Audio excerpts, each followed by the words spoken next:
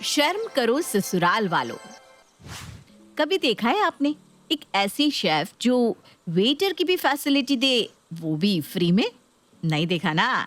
देखोगी भी कहाँ से। पर मैं आपको मिलवा सकती हूँ एक ऐसी लड़की से जो पिछले 2 सालों से ये फैसिलिटीज प्रोवाइड कर रही है। तो आपको लिए चलती हूँ नोएडा सेक्टर 255 के फ्लैट नंबर 208 में, जहाँ रोबोट की तरह काम करने वाली शेफ प्लस वेटर निकिता रहती है।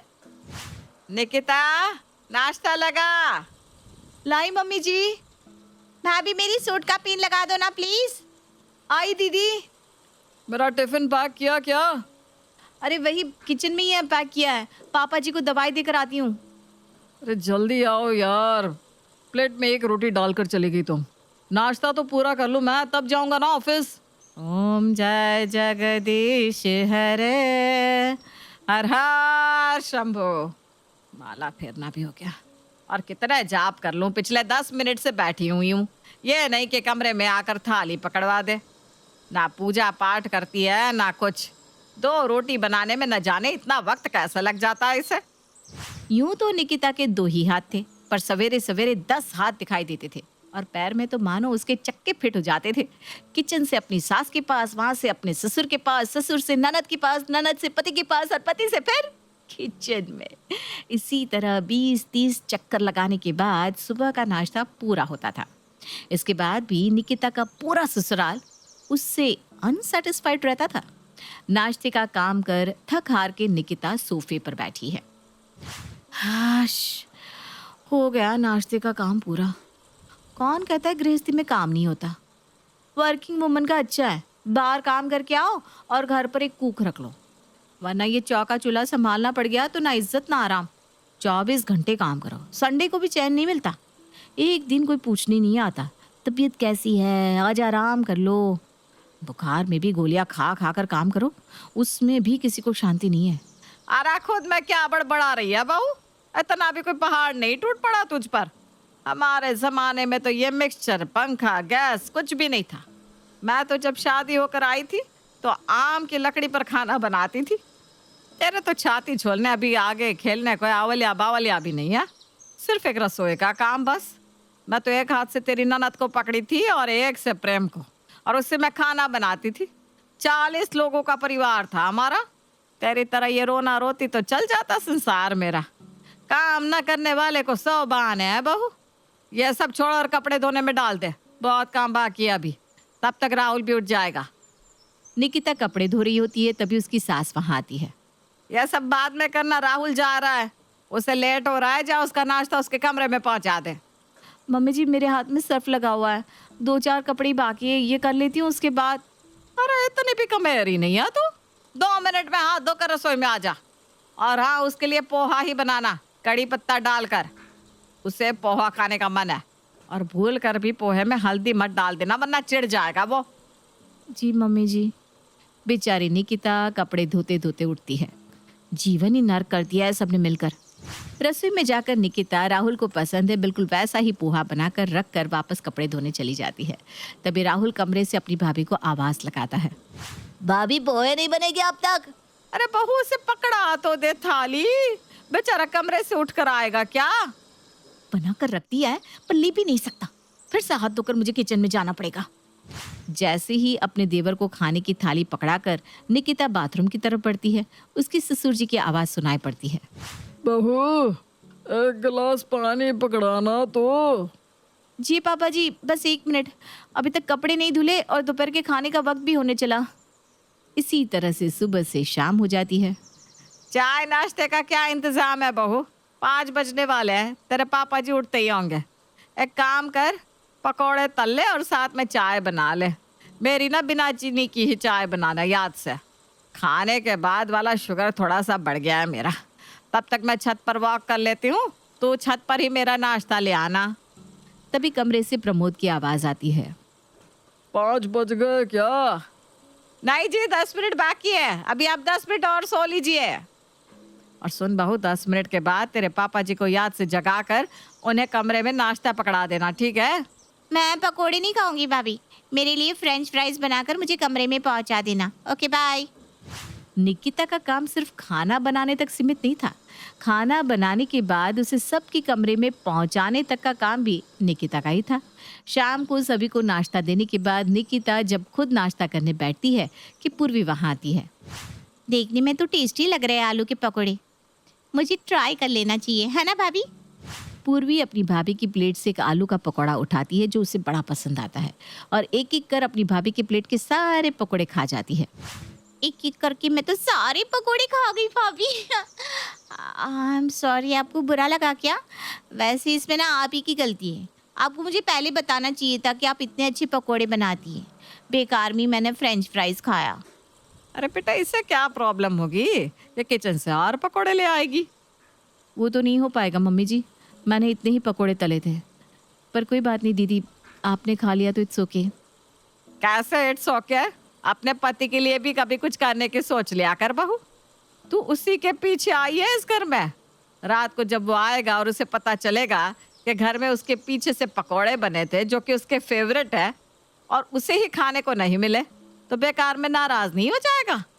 जा भी जाकर पकौड़े तल कर रख दे उसके लिए और उसके आते ही उसके हाथ में पकड़ा देना। ऐसे ही सुबह तेरे कारण बेचारे का मूड खराब हो गया था। जी मम्मी जी। इतनी मेहनत से पकोड़े बनाने के बाद भी निकिता को खुद के बनाए पकोड़े भी नसीब नहीं होते। बेचारी निकिता किसी को कुछ कह भी नहीं पा रही थी। रात को प्रेम ऑफिस से आता है। प्रेम दरवाजे से घुसते ही हाथ में पानी का ग्लास एक्सपेक्ट करता था, जिस कारण उसके आने के 5 मिनट पहले से बेचारी निकिता दरवाजे पर पानी का ग्लास लेकर खड़ी रहती थी। शोभा ने अपने बेटे की हरकतों को बिगाड़ने में कोई कसर नहीं छोड़ी थी, पर उसी आदतों को पूरा कर रही थी निकिता, जिस पर किसी को जरा भी दया नहीं आ रही थी। रात को सारा काम निपटाकर निकिता अपनी फ्रेंड सुषमा को कॉल लगाती है और उसे सारी बात बताती है। मेरे भी घर में ना इसी चीज़ की प्रॉब्लम थी। ना सास हाथ हिलाना चाहे ना ससुर, ना ही देवर के लिए लड़की मिल रही थी कि काम भी बढ़ जाए।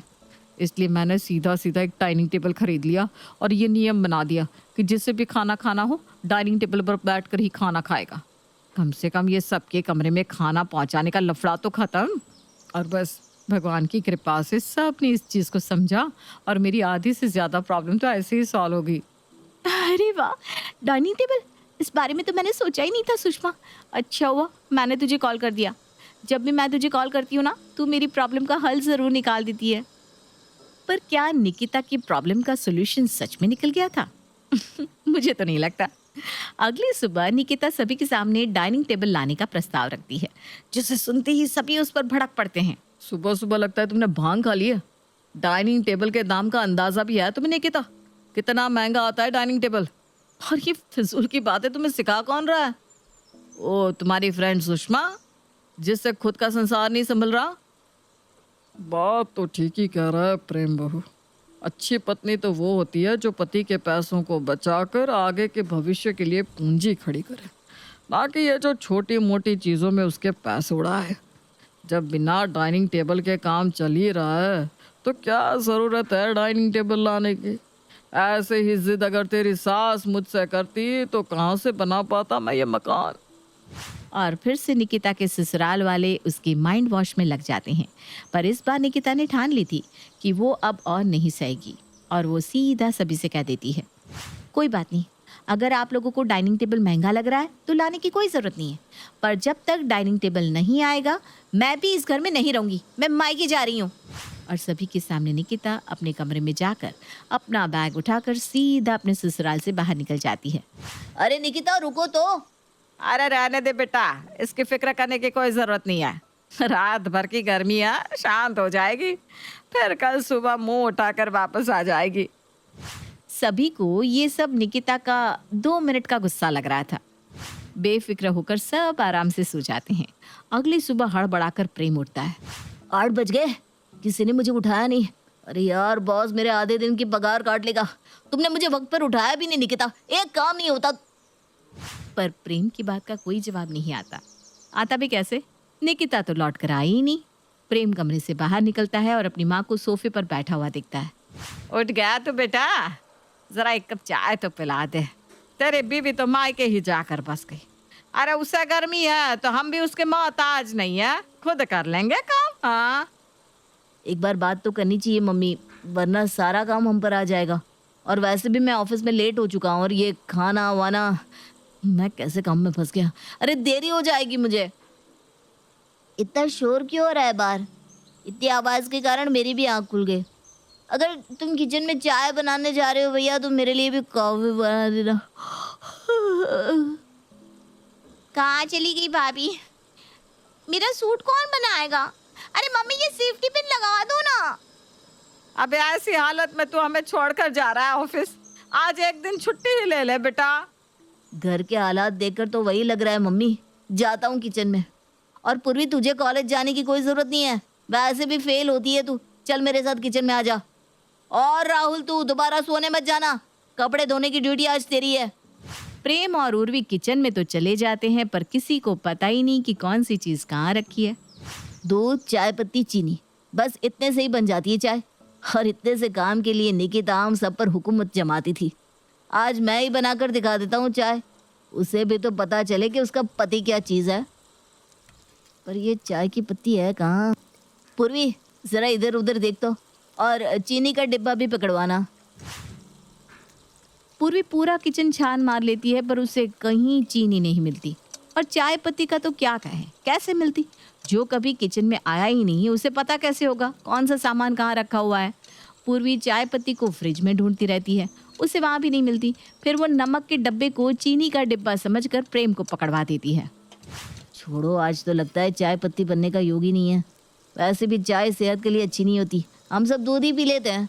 और इसी दूध में कॉफ़ी डालकर राहुल को पकड़ा देंगे। और नमक को चीनी समझकर प्रेम दूध में डालकर तैयार कर लेता है। मैं तो अपना ग्लास बाहर लेकर जा रही हूँ भैया, मैं थक गई। मैं भी थक गया। जिसे लेना है खुद अपना दूध जाकर किचन से ले ले। अरे एक दूध का ग्लास तक तुम लोगों से पकड़वाया नहीं जा रहा। एक नंबर के काम चोर हो दोनों। जैसे ही शोभा दूध का पहला घूंट लेती है वो थूक देती है। थू ये क्या है? छी छी छी, पूरे मुंह का स्वाद किरकिरा कर दिया। लगता है चाय मांग कर ही गलती कर दी मैंने। चाय तो मिली नहीं, उल्टा दूध में नमक डाल कर रख दिया। ओह शिट, शायद वो सेंधा नमक था भैया। लाओ इधर ग्लास दो, मैं अभी ठीक करके लाती हूँ। इसमें ना ज़रा सी चीनी मिला दूंगी तो सब ठीक हो जाएगा। अरे रहने दे, चाय का तो वक्त ही निकल गया। अब नाश्ते की तैयारी कर जाकर। कोई नाश्ता देगा कि नहीं मुझे? चाय तो नहीं मिली, नाश्ता भी नहीं मिलेगा। मैं कहता हूँ आज नाश्ता बाहर से करवा ले क्या भैया? हाँ ये भी ठीक है। जाकर नथुराम की कचौड़ियाँ ले आ, और कचौड़ियाँ ला ही रहा है तो चाय भी लेते आना। बिना चाय के ताजगी महसूस नहीं होती। कचौरी वचौरी मैं नहीं खाऊंगी, इडली ले आना राहुल। राहुल सभी के लिए कचौड़ियाँ और पूर्वी के लिए इडली लेकर आता है। हमेशा की तरह अपनी प्लेट का खाने के बाद पूर्वी दूसरों की प्लेट में झांकने के लिए उठती है। निकिता तो उसे कभी कुछ नहीं कहती थी, पर वो जैसे ही प्रेम के प्लेट में हाथ लगाती है, प्रेम उसके हाथ पर मार देता है। गजब की भूख मरी है तू। जब राहुल ने पूछा कि तेरे लिए क्या लाना है, तब तो तूने मना कर दिया। अब मेरी कचौरी से मत खा, एक्स्ट्रा कचौड़ियाँ नहीं है हमारे पास। भूखा रहूंगा क्या मैं? भाभी ने तो कम से कम मेरे साथ ऐसा नहीं किया था भैया। तुम तो उससे भी गए गुजरे निकले, इसलिए सुबह मुझे कॉलेज जाने से मना कर रहे थे ना। क्या मम्मी, देखो तो अपने बेटे को बोलो ना। अरे तो मैं कौन सा यहाँ आराम कर रहा हूँ, मैंने भी तो अपनी ऑफिस छोड़ी है तुम लोगों को खाना खिलाने के लिए। उसमें भी कचौरियाँ मुझे परोसनी पड़ रही है। ये नहीं कि उठकर जाकर किचन से खुद कचौड़ियाँ ले लो। सब लोग लूले लंगड़े हो ना यहाँ। एक दिन निकिता क्या चली गई, तुम लोग इन हरकतों पर उतर आए। और राहुल तू जाकर वॉशिंग मशीन का वाटर फ्लो ऑफ करके आ, कब से पानी बहे जा रहा है, ऐसे तो पूरी टंकी खाली हो जाएगी। सुबह, शाम और रात। एक दिन निकिता क्या चली गई, प्रेम को तीनों टाइम का खाना बाहर से मंगवाना पड़ा। सुबह से अभी तक में ही 6,000 लग चुके। अब फिर से एक और बिल। कितने का आया राहुल? यही बस 4,000 का भैया। क्या 4,000 बस नहीं होते, 4,000 होते हैं बस। डिनर के 4,000? क्या सोना ले आए हो क्या तुम? रेस्टोरेंट गए थे कि जौहरी की दुकान? अरे भैया, मम्मी को मसालेदार सब्जी पसंद है, पापा को सादा, पूर्वी ऑयली खाना नहीं खाती, तुम राइस खाते हो, मैं रोटी।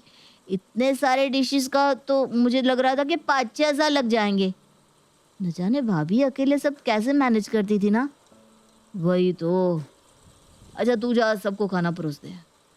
मम्मी सबको खाना डाल दो ना, मैं अभी अभी बाहर से आया हूँ। बाप रे, कैसी औलादें हैं मेरी। और ये महारानी पूर्वी कमरे में पड़ी है, कह दे उसे कि खुद आकर अपनी प्लेट लेकर जाए, कोई नौकर नहीं है उसका। यह बहू ने ही सबकी आदतें बिगाड़ रखी है, हाथ में थाली पकड़वा के। अरे जिसे जो लेना है खुद किचन में आकर ले ले, कोई नौकर नहीं है जो चल चल कर हाथ में ग्लास पकड़वाता रहेगा। बना बनाया खाना रेस्टोरेंट से आने के बाद भी प्रेम के घर में ऐसे महायुद्ध हो रहा था मानो पेड़ लगाकर उसकी लकड़ी काटकर सब खाना बनाकर खाने बैठे हो। ये सब कुछ प्रेम देख रहा था और बस एक ही दिन में सभी के होश ठिकाने आ जाते हैं और अगली सुबह मार्केट की दुकानें खुलते ही पहली चीज़ प्रेम डाइनिंग टेबल खरीदता है और अपने ससुराल जाकर निकिता को अपने साथ ले आता है। और एक ही साथ प्रेम के घर आते हैं डाइनिंग टेबल और साथ में निकिता। निकिता को देखते ही सभी खुशी से झूम उठते हैं। कहाँ चली गई थी तू बहू?